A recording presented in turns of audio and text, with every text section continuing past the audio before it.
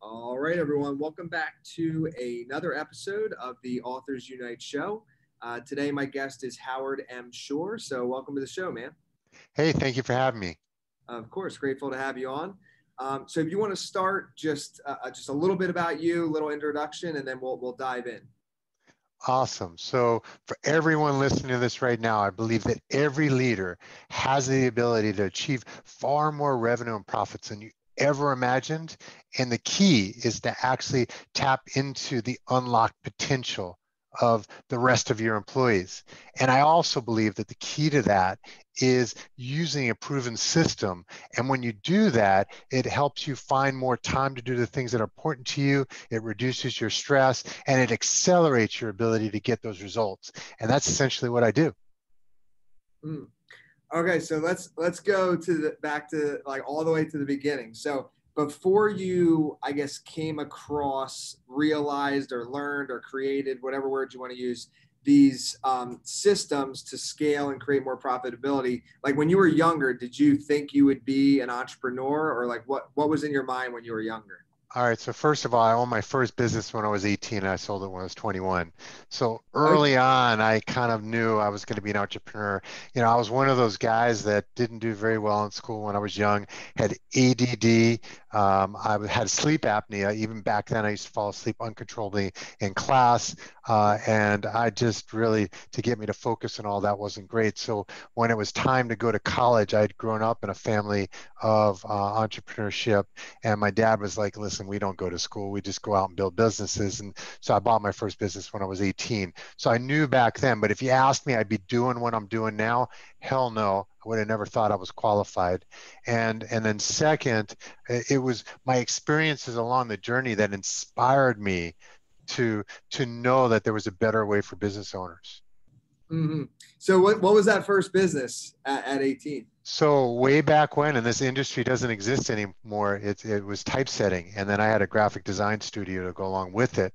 And so that's in the printing industry. And I grew up in the industry helping my dad run his business. And so when we moved to Florida, there was an opportunity to buy something cheap.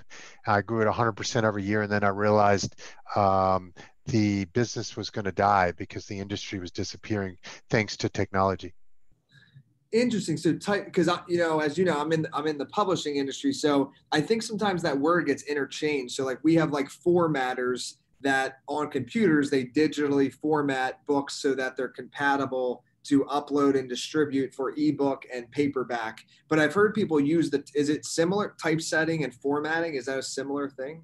A little bit. So way back when you had stuff scribbled out on pieces of paper, written down, somebody had to type it up, it wasn't even typed. And all of this was to get it ready for the printing press. And the process to go from concept to printing press has changed so dramatically. First of all of us have a computer already, so we type our own stuff. Before, you needed somebody to programming it based on the language. You had different fonts, so you have like thousands of fonts, but you had to know how to program that through a programming language, essentially. And then you had digital, and then we eventually had laser. But if you go way, way back when, and I even remember as a kid, we had these racks of all the little letters and all the numbers, and you had to build up the racks, and that's what went into the printing presses. So it's come a long, long way since I was a kid Oh to yeah. a point where I could just see as soon as, by the way, my brother was in the computers and he actually used to work for a local rag that used to send out all these coupons and stuff, and also you'd sell your cars on their magazine and stuff.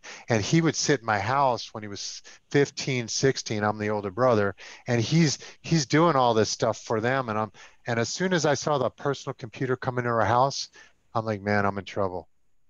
There's Yeah. no way. If my brother at 16 can do that, then what I do for a living is going to die. So I better get out and sell while Wow. I'm still growing. And that's what I did. Gotcha. Okay. So, and then it's probably a lot. So I don't. You might not even know the exact number, but from then until now, like how many companies have you ran since then? Well, so I've owned and founded 6 companies. I've Okay. also been in the boardroom of a $20 billion company, a Actually, it was 5 billion at the time I was with them. So I've been everything from startup all the way up to billions in revenue and helped drive those companies. And then as a coach, I've helped thousands of leaders. Okay, gotcha. So what's each business is obviously different, but like from like $1 million company to $1 billion company, what do you see as like, because it's just so different. Like, what are some of the main differences of how somebody could get all the way to a billion? It just seems like almost not obtainable. So what happens is you're going through, and Vern Harnish uses the term valleys of death as you're going through each stage. So, but by the way, only 4% of all companies break a million, and then only 0.4% of all companies break 10 million. So the odds are really against you to get to the $1 billion of revenue, because after that, obviously the numbers shrink. It's like, But what oh, happens is as you're going through the different stages, there's a couple of things that I know to be true. First of all, when you start in the early days, and I'll say like 3 million or less, you're basically saying yes to everyone. Anybody who wants to do business with you, yeah, please, please. Anybody who wants to work with you, you're like, come on, let's go have some fun. It's like yes to everything. And then what you start realizing is yes was killing you. Actually, many of those customers would not make good testimonials when you're at the 10 million and above because they were the wrong customers. They weren't the ones you made the best money. You didn't even know what your true business model and what you were best at. As you figure that out and you start crossing the chasm, you start figuring out that you have to say no probably 10 to 20 times for every yes. And the mhm. more often you say no, usually the better you get and the faster you grow and the clearer everything gets. And then with employees, the employees you have morph over time. Like one of the things I've seen over time is your starting employees or any employee you have at a point in time can go through two stages, and then usually you outgrow them in the next stage, and either they have a place in your company but they can't grow in leadership as the company grows because their capacities, skills, experiences don't translate in going from 20 employees to 50 employees to 100 employees to 500 employees to 1,000 employees. Very, very different company. And then the next thing that happens is you also start getting specialists. So when we first start out, as you know, we wear like every freaking hat. And Yeah. most of those hats, God knows we shouldn't be wearing.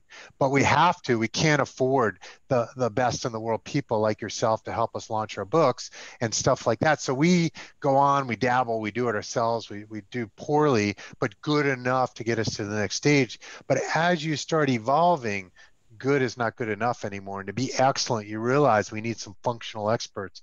We need some more leadership team. But the caution I'm going to say, and I think one of the things that hurts most companies is rather than a net profit percentage increasing over time, most companies build way too much bureaucracy. So there's way too many layers between the CEO, the owner, and those frontline people. And when you do that, you start destroying profitability. And then what made you great all of a sudden starts deteriorating.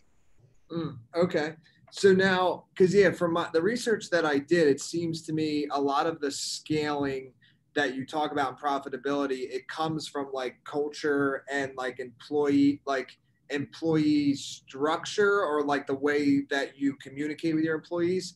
So like how, because that's another thing that's like not only is the $1 billion number, but like 1,000 employees. Like I have trouble like managing like 20 freelancers. So I'm like, and these are, they're not even employees, they're freelancers. So it's even different. So like 1,000 employees, like, is there a certain way of culturalizing that? That's not a word probably, but like, Actually, that's pretty good. I like it. I'm going to coin it.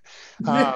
Uh, it's actually a great question you're asking. And so one of the things, so there were a few things I learned. So I've been in the Goliaths, like I said, and Yeah. one of the problems I had in the Goliaths is I noticed that, in the smaller companies, man, we use every ounce of a person. Mhm. Every single ounce we can get out of it. No one stays still all day long, and everybody has to be in all in all day. right? As you get bigger because of all that bureaucracy, actually, I just heard somebody say something today that I thought was funny, is they build these Goliaths so that the people at the top can just play golf all the time. And so they build in all these layers. It destroys all their profit. But what it's done for those senior people is I don't have any work to do because I have all these other people to do everything, and they build all the layers in. Yeah. So what I found though is the very best companies don't do that. And there's three foundational pieces, I think, to being hyper successful and being able to build an extraordinary company. The first part is your cultural system. That is the foundation for everything. And regardless of where you're at, you want to define that, clarify that, and then fertilize that all the way through the growth. And so building culture is real simple when there's just three of us and we're all sitting in a room and our desks are all put together. We all know how we're thinking, we all know how to behave, or you can all hold each other accountable easily. It gets more complicated when they're independent contractors, but it's still much easier.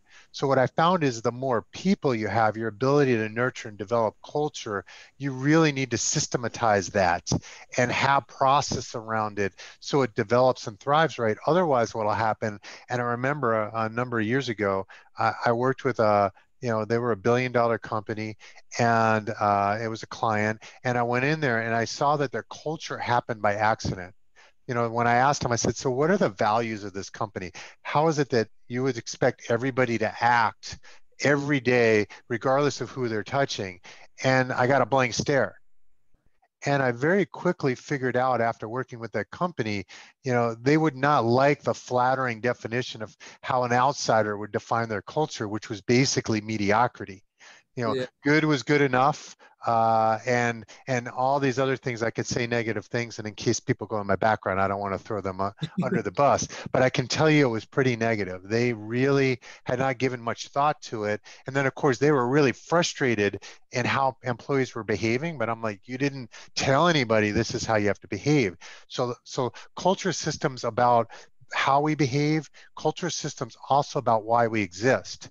These things should not change over time, but your products and services will as the world evolves, but your why doesn't. And it's the why and the how that either motivate the best people to want to work with you, or they want to stay away from you. And they have so many choices to work, even in your same industry, that you got to define and set the stage of why here. So that's what culture does for you. And then the second pillar I would say is team cohesiveness. One of my favorite books on the planet is Pat Lencioni's Five Dysfunctions of a Team. We all have those five dysfunctions to a different degree. And so our job as leaders is to make our teams gel, not only the leadership teams, but every team within the organization be able to function at a high level.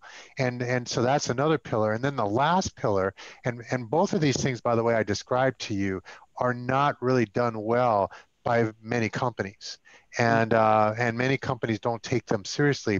And then the last piece is the area I call human capital management.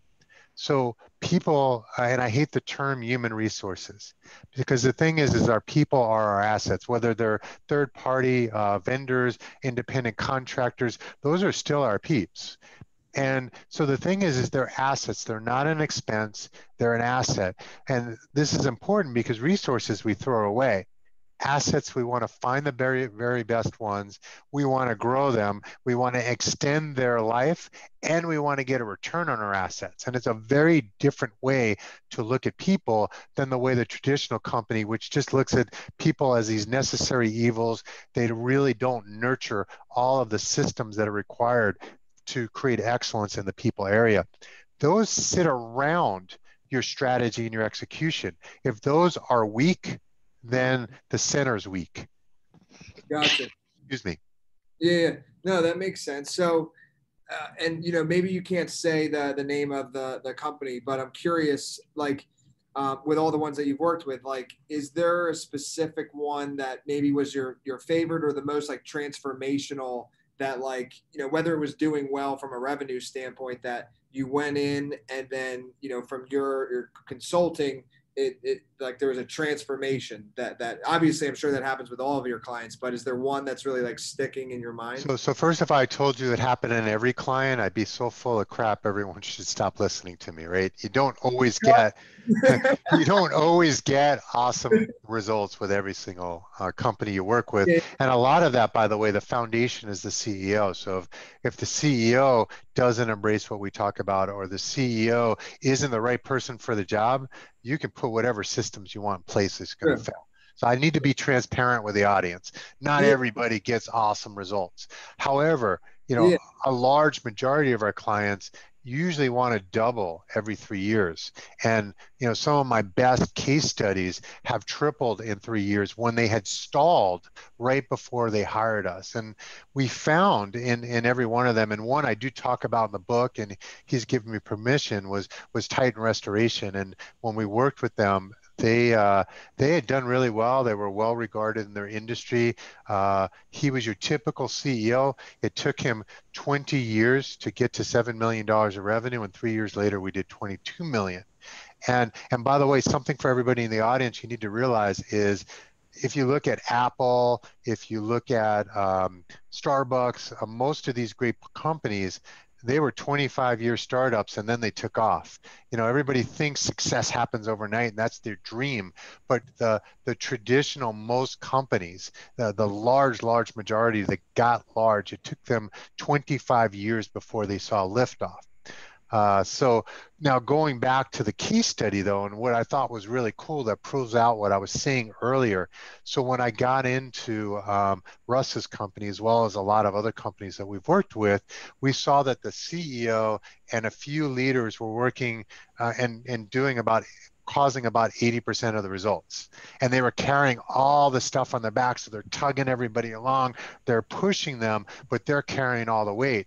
And so Russ knew there was a better way. And that's what inspired me, by the way. The only reason I had been successful, all the way through doing this was I worked 3 times harder than everybody else. And that is not the right way to do it. And I noticed there were other people that worked far less than I did, and they were ascending in their careers, their companies were ascending, and I'm like, how do we solve this? And so the first wing was culture, the second one was team cohesiveness, and the third was human capital management. So we installed this into Russ's company. And I'll tell you, not only did his revenue triple, his profits were 5 times the industry average. But there's no secret that, and it's no surprise that their employee engagement score, how engaged people were 100% in, tripled. So there's a direct correlation between tripling how engaged everybody else was. And that's where, when I started all this, we have to unlock the potential of everyone else, right? It's yeah. not that we also need to unlock our potential, but you're going to get a lot more done through everyone else. So how do we do that? And you do that with cultural team cohesiveness, getting the right people in the right seats, doing the right things.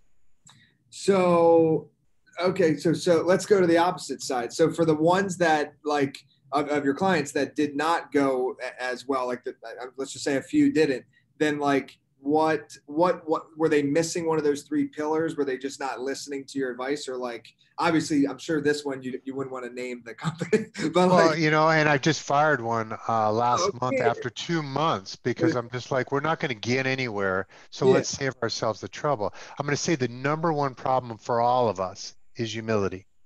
We all have different degrees of humility, and the ones that have the most trouble can't get out of their own way. Their egos are so big that they know more than everybody else on the planet. And so the guy that I fired was pretty simple. It's like, listen, every time we talk, it's a negotiation of why everything you've been doing in the past was the right way to do it, even though you've lost money almost every year, you're in debt up to your eyeballs. Everybody hates working here because we had the data, they did, and their yeah, turnover is super high. So let's keep doing that, right?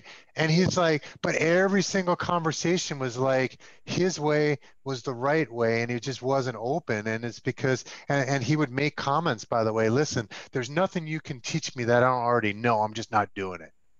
And that should have been a red flag right there, right? Saying yeah. that enough times, I'm like, so I'm going to say humility is the number one problem. So we already know what we think we know. What Hmm. we have to find out is what we don't know that we don't know. And I'll use an analogy. So I happen to be a CPA. You'd Hmm. never want me to keep your books if it's directly correct. I'm happy. Not a good accountant. Uh, but the reality that I learned is, so you take the CPA exam to get certified, and when I took it way back in the Stone Age, there were 4 parts, and only 10% of all the people in the U.S. that took it at the same time would pass 1 part. And then to pass all 4, now your odds are pretty low, right? And so now you're talking to the guy, not the best student on the planet. I didn't even think I was going to pass it the first time, Yeah. and I did. But I actually went back and I had enough presence of mind to say, listen, I was lucky. They can ask this much information. I mean, tons of information. And they just happen to ask me the questions that I happen to know. I was Mm. lucky enough to know what they had on the test at that time. But there was so much more they could have asked me that I probably didn't know the answer to. So thank God I took the test at the right time, is kind of how I look at it. And that's how we have to look at business. Our success many times is not even because of what we think it is. And there's some luck in it. So at the end of the day, our job is to go out and find out what everybody else knows. And then the other key, and this is where I think the ones that fail versus the ones that are successful, is they know their job is to find the right questions. I bring tools to find those questions. Once we have the right question, thanks to Google and everything else that's out there, right? There's Yeah. an answer. But if you work off of the wrong question, solve the wrong problem, everything else out there is crap. And most of our jobs as CEOs has to be market facing, not internally facing. Sam Walton spent 4 out of 5 days a week shopping stores, talking to employees, shopping his customers. That was 80% of his time. Only 1 day a week did he spend actually running his business. He knew everything he needed to know was out there. And by gathering that in, the right questions came about. They solved the right problems. And that's how Walmart became a great company. Mm. That's awesome. So I wonder, like psychologically, I'm sure there is a way, like to break down somebody like that, because I think it is like we get in our own way, like with that one client that you fired. Like it's like I don't know. I'm just saying for future. I wonder if there's a way to like, besides, I guess, smacking them around, like, yo, listen, because I think a lot of people do that. Like, it's Well, let's be honest here. There's a lot of highly successful people with huge egos that are true. doing fine. Yep, Right? true, true. You're not going to change them because there's no. So first of all, we only change when we see a reason to change. Hmm. We only grow when we see there's a reason to grow. If we don't, we're like, screw that. That's extra effort. And if you're happy with the way you are, there is no way for somebody to help you transform yourself, become a better version of yourself. Psychologists will tell you that. Forget about business. To get somebody changed, they have to be in a mindset and a place to change. And you can use all kinds of tricks you want. But I've met a lot of people, they have no desire at all to be anything different than who they are at that moment. So Yeah. don't waste your time. What we want to do is find the people that are recognizing that even if they're doing great today, they're still not the best version of themselves. There's so much more out there. If you're a $30 million company, you're still not a $100 million company. If you're a $100 million company, you've still never had a billion. And then look at the Googles of the world and all of that grow 20% every year. They're still evolving, and those companies are so different. Those leaders are so different. The ones that didn't have to sell out early because they couldn't take it to the next level, realized, and many of them have a coach. Hmm. So let's talk a little bit of rituals. I don't I, I'm taking a guess here. I feel like you have like some good morning rituals, nightly tell me if I'm wrong. I might be, but like what's your typical like morning look like? All right, so I'm going to be transparent to everybody, and I do have rituals. I'm as effed up as everybody else. All right, and I go on my rituals, and I fall off my rituals. When I fall off my rituals, I'm miserable. I'm difficult to be with. I'm not as clear-headed. So I found rituals help me. So one Yeah. thing is, I have exercised and have actually been weight training since I was 13. So I even have a gym here in the house. I actually work out with a trainer pre-COVID, and I believe in regular exercise is very important for everybody. Mm, I've learned, and I'm still trying to get better. So this is something I want to involve to, the next level. Howard, is more meditation. mm, You know, I don't know about the rest of the people listening to this, but I'm invested in 4 companies. I've got Activate Group. I'm trying to grow it nationally. My mind is always going like this, and what meditation forces you to do is stop all the noise for 15 minutes, half an hour, if you really want to get evolved. yeah. That quietness in your head actually allows you to be 10 times more creative, actually allows you to settle down and allows you to get rid of and release a lot of that stress. So I'm going to say that I've played on and off with journaling, and I'm going to tell you when I did it, it gave me a lot of peace of mind. So I do that. I do a weekly email with everybody on my team to make sure. And by the way, I include my vendors. So one of my vendors, and she'll tell you every week. She gets an email. It tells you where our numbers are at, what was great last week, well, it wasn't great last week. And by the way, when I write all that down for everybody and I make it clear and I have to simplify, I'm always amazed how much we got done in one week. I'm astounded by how much happens in one week. And so used to being in the middle of it, I take it for granted. So writing all that down, number one, helps everybody else have a broader picture. And it allows everybody else also to say, maybe we didn't achieve exactly what we wanted last week. Maybe it was a tough week, but you know what? Look at the good things that happened every week. So that's another ritual that I have as well. I also believe in time off. This COVID thing was a disaster. I used to like to take anywhere between 4 and 6 weeks spread out throughout the year, because you can run sprints, but it's like exercise, right? In a sports, if you don't get any sit down time, you don't get any rest time, you'll never be at peak performance.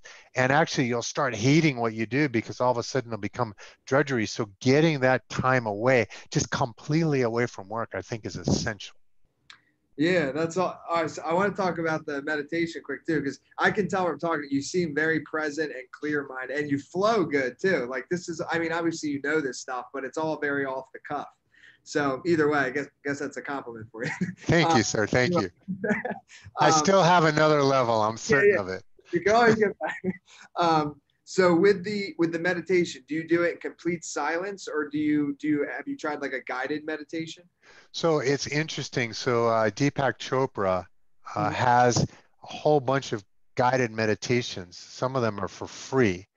Mhm. And I like to start off the meditation with some sort of a message or a thought, or, what's my purpose, whatever it is. And he's got these things that he sets it up for. But then after he does that, the next 10 to 15 minutes is silence. You're saying mantras in your head, you're getting control over your mind, you're centered on one thing all the way through the meditation. I do like that.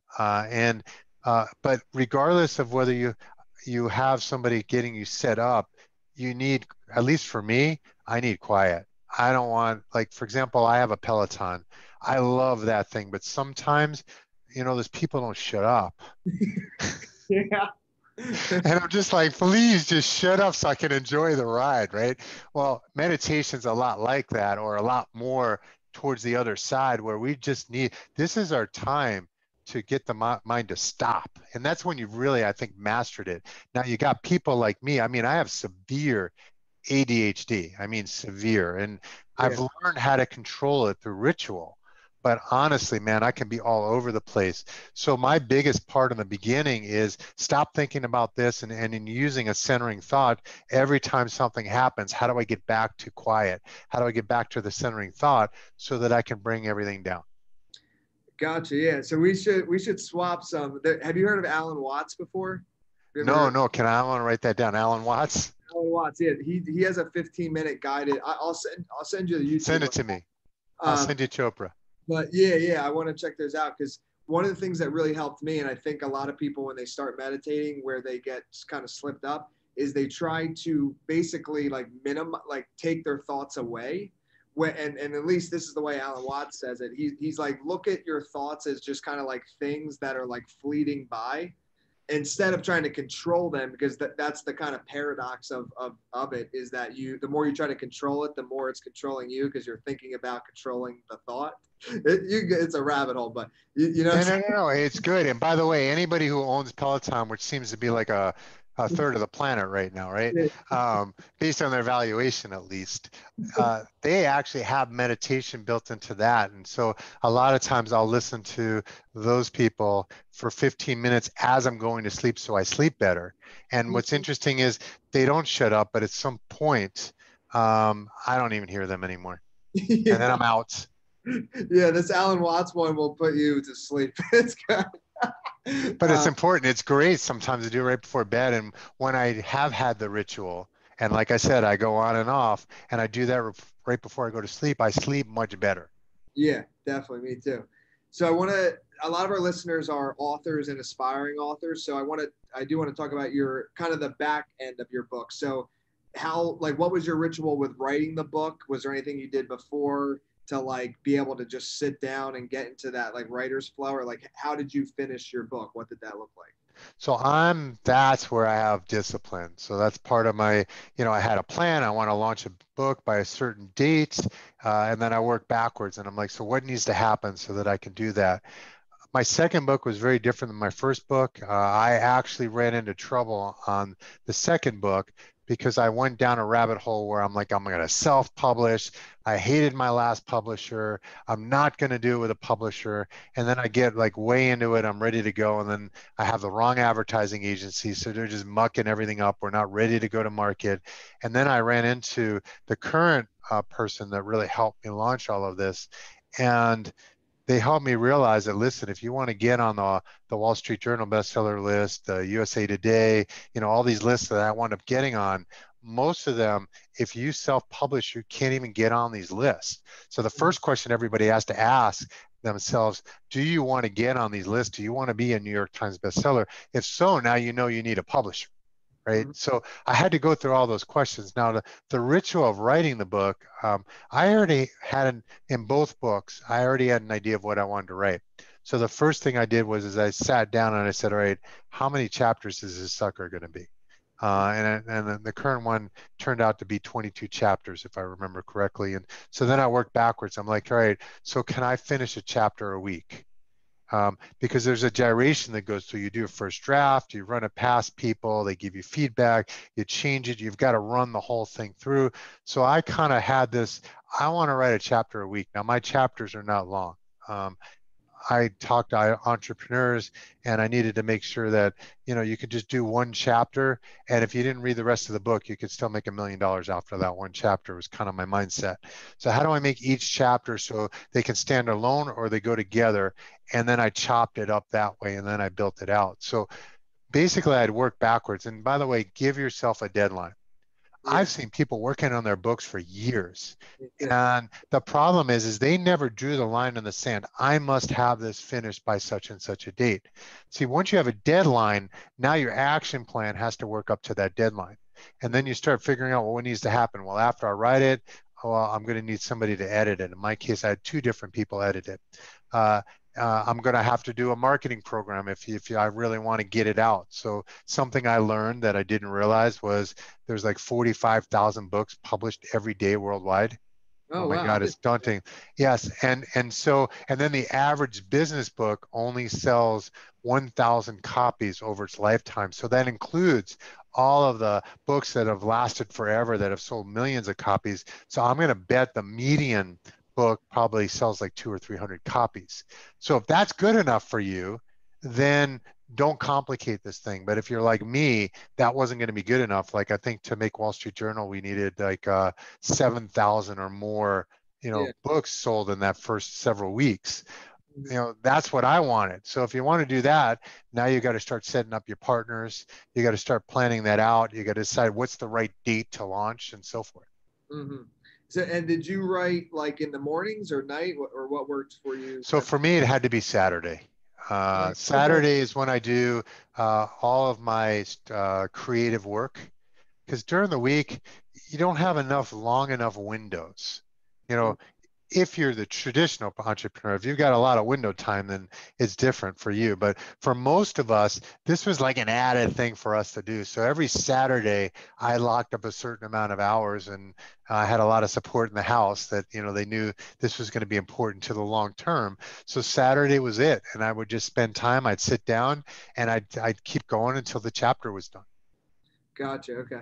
So the last question I want to ask you, it's kind of a cliche question, but I heard it recently. I feel like you'd be a good guy to ask. So, like, if you only had $500 in your pocket and a laptop, how would you basically, like, what would you do to start over essentially? And the reason I ask is because there's a lot of, there's a lot of young entrepreneurs that they're maybe considering dropping out of school.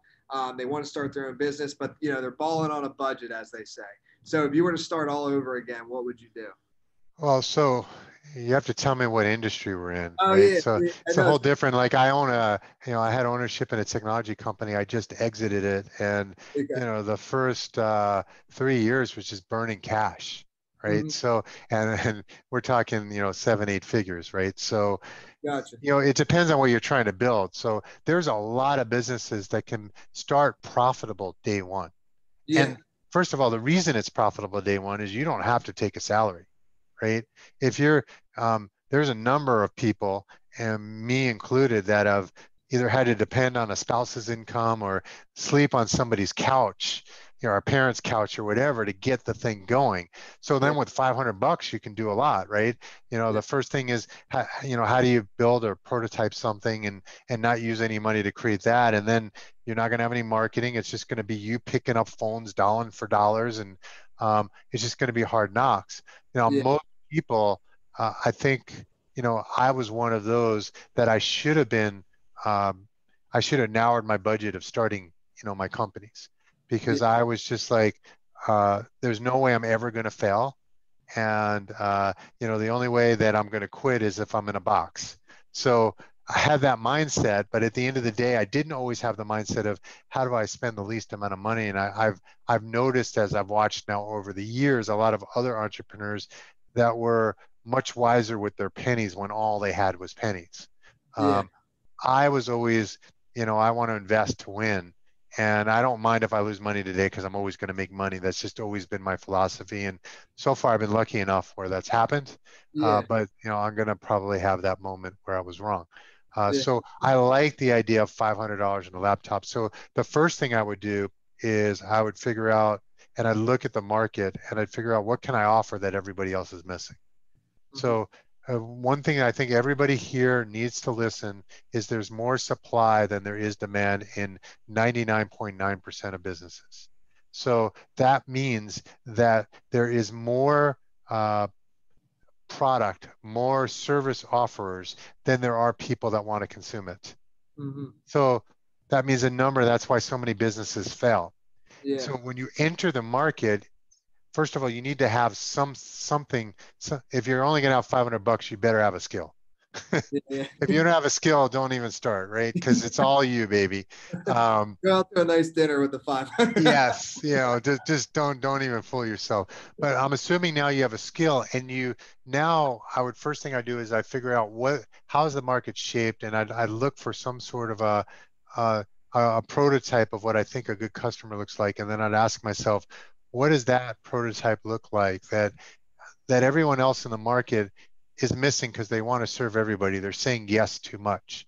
So I just wanted to serve that person the best I can. What would I need to give them to give me an edge? So they're now going to shift because I don't like to play on price. I want to be the most expensive or, at least on the high side of the market. And then I want to give enough value. So everybody's got to remember that operational effectiveness is not strategy. Mm-hmm. Strategy is finding a space in the market where you're going to add either more value than everybody else for the same price, or you're going to create the same value at a lower price, or both. And so in order to do that, you've really got to have some sort of an idea in the market of how you're going to do that. I think if you did that, then when you're $500, you spend it to create, that positioning. And then don't build it and then hope they come. Go out and test the market.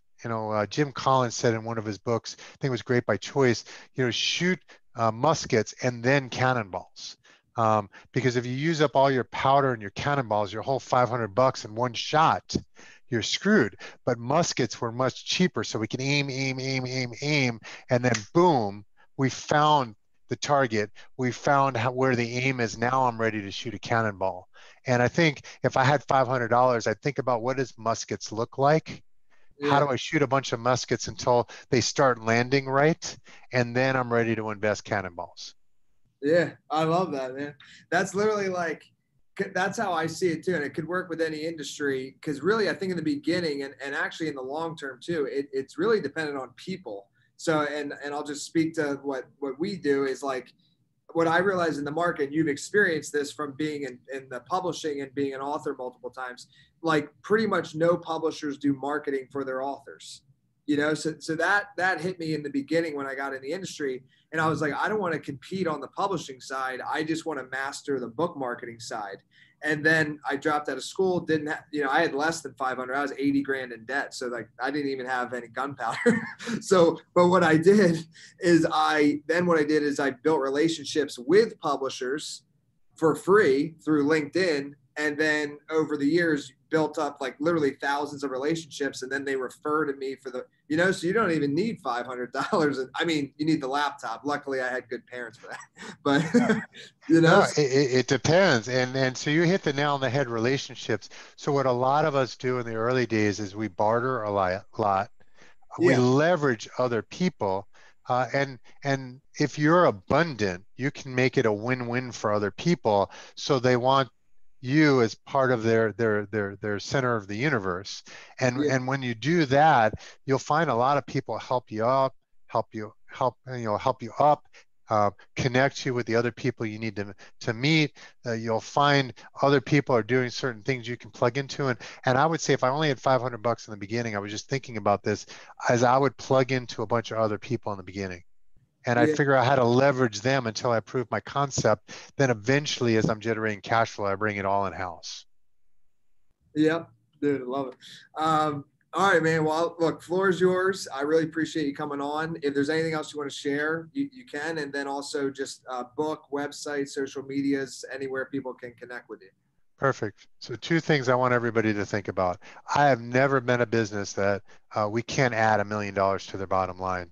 It's already existed. You're already got the waste. And what I like to do is I like to show people how to grow and make more money without adding any more people. And figuring that out first before you start going. So that's what my book is about. And so I would be happy and feel fortunate to have an opportunity to talk to anybody listening to this if they just want to pick my brain or pick one of our coaches' brains to try to figure out how to add that $1 million without adding employees and see where it's going. And so there you would call us at 305 722 7213 is our main number.